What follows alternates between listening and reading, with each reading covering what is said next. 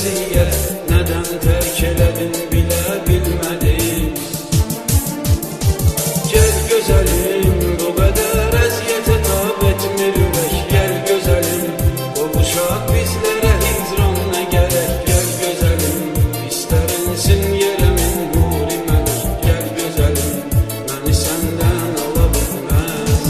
Gəl gözəlim, bu qədər əziyyətə tab etmir ürək. Gəl gözəlim, qovuşaq bizlərə hicran nə gərək. Gəl gözəlim, istərinsin yerəmin nuri mələk. Gəl gözəlim, məni səndən ala bilməz.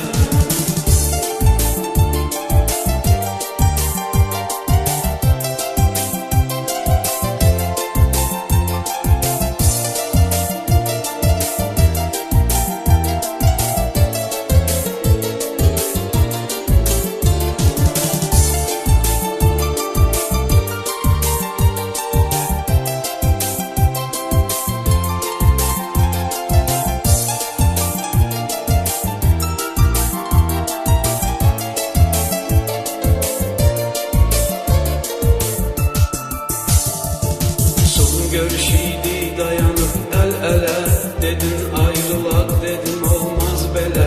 Gedərkən elə söz gətirdin dilə, dur deyib arxanca gələ bilmədim.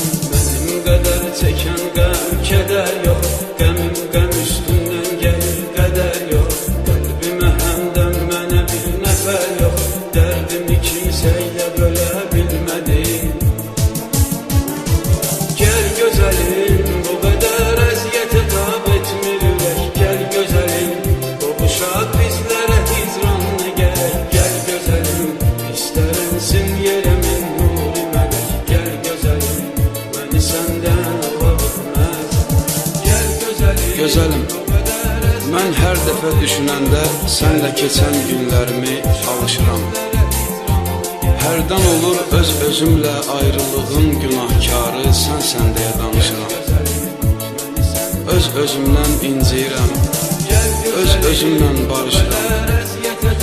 Qəlbimdəki hicran odu gözlərimdən aşıb daşır.